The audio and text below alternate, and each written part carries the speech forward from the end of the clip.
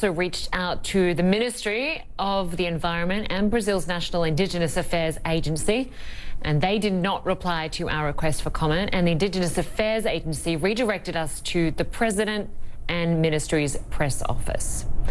Well, Daniel Aristizabal is with the Amazon Conservation Team. He works extensively with tribes in the region.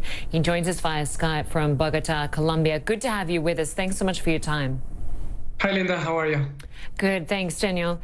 So, obviously, we just heard about the YAP tribe there.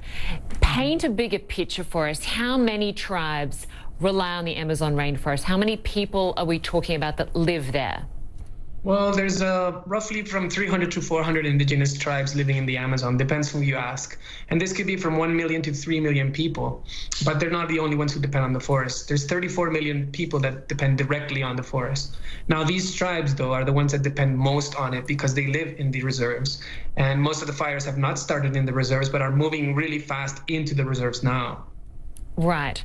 And so often we hear that when we talk about the Amazon forest, we hear it being described as the lungs of the earth, not only obviously for the rest of the planet, but those tribes. There's also 3 million species of plants and animals. Give us a sense of how much is under threat with the deforestation we're seeing and now these fires. Well, the issue here is the capacity of the Amazon to be resilient and grow again. So the problem now is that the fires are much larger than in past years, and we're really scared of this tipping point that everybody talks about, because the catastrophe can not only be for the indigenous communities, but everybody else.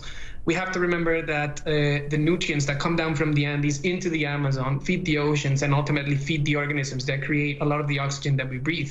But another really important thing is that the Amazon serves as a carbon sink. So it's like a carbon sponge that has been grabbing all the contaminants that we've been polluting into the air since the Industrial Revolution and keeping them there safe for us. Now with these fires, we're burning them all into the air and creating pollution, not only in the air, but in the water systems. Ultimately, it's going to affect the whole world. But